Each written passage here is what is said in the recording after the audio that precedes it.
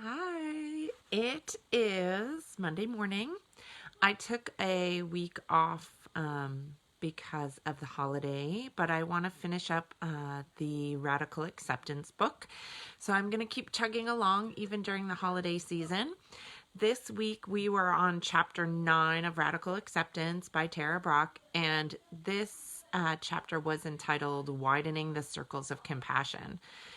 This is a not intense, so I don't have tons of things to say chapter, but a beautiful chapter.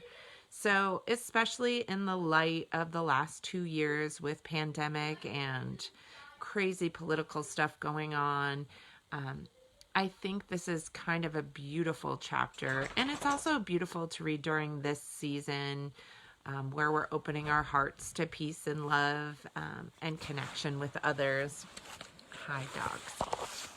So in this chapter, Tara talks about how suffering can really lead to compassion, and how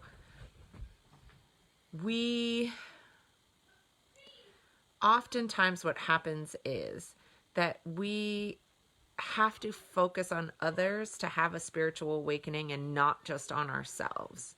So up until this point, there has been a deep focus on personal growth with focus on ourselves, right? Like getting out fear and really digging deep.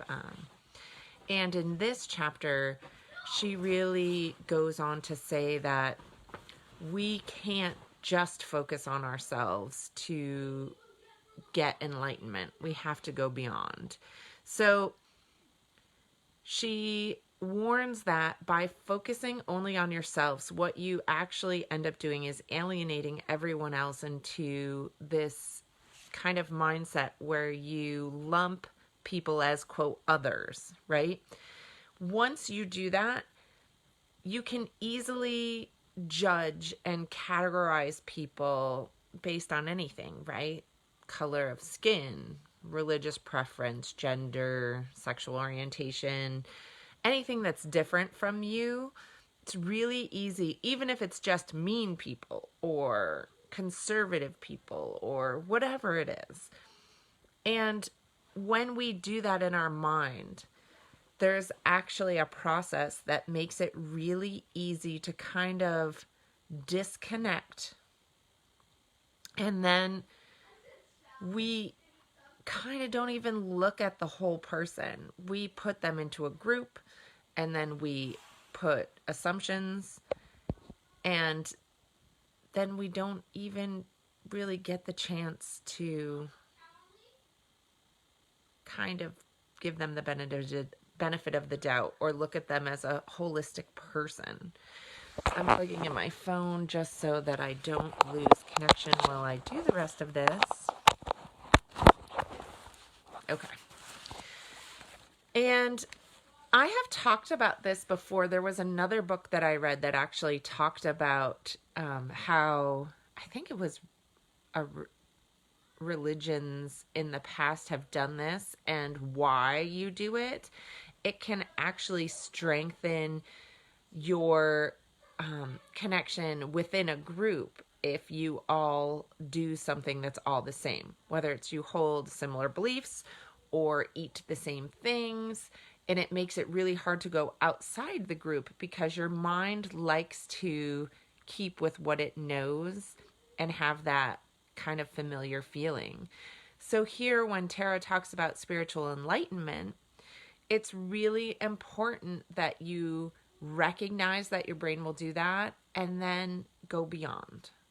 So she says, seeing people, really seeing them as their true selves and not as just part of a group or, attributing judgments to them, really can make us feel compassion, and then we feel connected to them. And it stops and severs that kind of like bubble that you might be in. If you stay present with your own pain, you can really open up to the pain of others. So this is like that link of suffering and compassion, that Buddhist kind of truth that a lot of people have a hard time with. But the reason is when you can truly accept the pain and the suffering in yourself and recognize it, and then be open to how that feels, it allows for ultimate compassion to other people. And this was a quote that I just thought was really lovely. She said, "What matters most in life is being kind to others." So, as much personal work as you do, as much as you work on yourself and your family, what really matters is that you are kind and loving to other people. Now, whether that's in a small circle of just your family or greater good, it doesn't really matter. The matter is that you are looking at people with kindness and compassion in your heart. Like I said, it's truly beautiful, this chapter. She goes on to say, to do this, we must open to other people's perspectives and the pain that they might be experiencing without judgment, right? So that you can really have true compassion.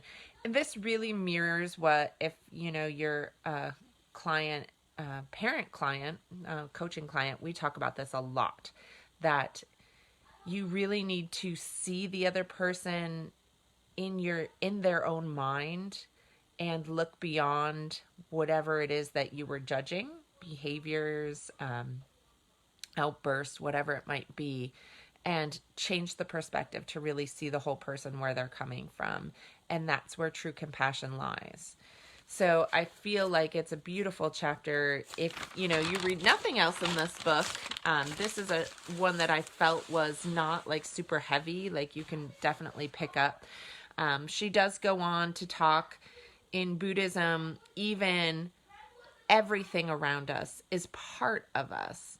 And this connection is really important when we're looking to achieve spiritual awakening. So the feeling that there's mutual belonging, even among animals and plants, and realizing that when another person or another being or another living thing suffers, we all suffer because we're all connected.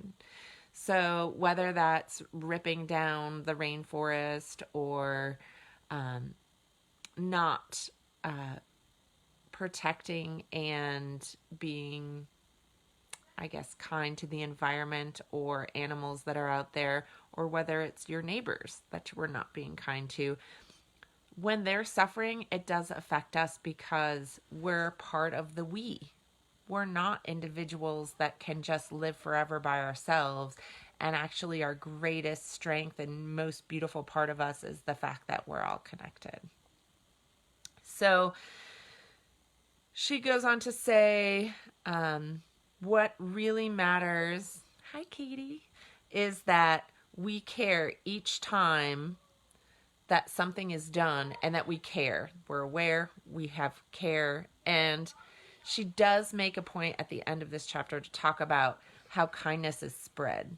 So if we take just those like little itty bitty parts of making sure that we live with true care and kindness in our hearts and showing that to others, even if you worked on just having that compassion within your own unit, friends or family, by you doing that, it allows for that kindness and compassion and understanding to spread. So it's kind of like undoing that, what she talks about in the beginning, where we're disconnected and that we're judging people just based on being different from us in some way, shape, or form. And it really connects all of them together, which is just a beautiful, beautiful thought. This chapter, again, ends with a beautiful little meditation that she does. This is called the Tonglen Awakening the Heart of Compassion. And it's about taking in suffering and sending out love and compassion It's really beautiful. She has a short one in the book. I will link one that she has online in the notes below. But I also have to put in a warning, a trigger warning, as she does. She said that if you have past experiences with abuse or you're experiencing any type of depression or emotional imbalance, this meditation in particular can cause emotional flooding. I will let you know that I don't particularly think of myself in any of those categories, and these types of meditations really do affect me emotionally. So I do end up crying a lot during these meditations. Maybe that's because I'm super empathic or whatever, but just know that if you choose to do this meditation this week, it can be a little emotional. So make sure that you're in a safe space and give yourself enough time to, once you come out of it, take a couple of deep breaths before you're thrown into something else. Like there are some meditations that I say are great you can do in your car, or if you commute, you can do. This is not one of them. This is one that like really can take its toll emotionally, because it's a beautiful one about compassion and connecting to others, and you're thinking about others beyond yourself. So I'm just forewarning that. Otherwise, this is a pretty, I thought, short chapter, but beautiful chapter. Again, when you awaken the compassionate heart and you widen your circle to beyond yourself and your immediate bubble, that's where we really see the beauty of compassion, right? That we can be kind to others. I mean, I wish I was wearing my Be Kind shirt, but I have a Be Kind sign actually at the end of my driveway that my friend Kelly sent me. And it's just another beautiful reminder of that. And I think during this time and during this like crazy political time and pandemic time, if we can recognize the pain and suffering that everybody feels and get out of that immediate judgment because they hold one belief that's different from you or are different from you in some way, that's the beautiful part. So if you can do the meditation that I post below, it is a beautiful one. Just make sure that you know that it has an emotional trigger. And maybe we all can think it's a beautiful day actually to do this. This is the day of St. Nicholas, which is Random Acts of Kindness Day in my family. We talk about doing things for others. So what a beautiful way to start this week in widening your circles of compassion. So I hope you all have a fantastic week. I will be back next week with the next chapter. I don't think there's very many chapters left. I want to say there's 12 or 13 and we're on 9. So we're almost there. If you haven't watched the other videos of this book, I have them posted on my business page. They're easier to see because it's not flooded with all my personal stuff. But if you go to Best Self, Best Health, you can see all the different videos by chapter. And I hope you all have a fantastic week. It was great jumping on. I hope to jump on later and do some bad sing-alongs later this week. So maybe I'll see you then.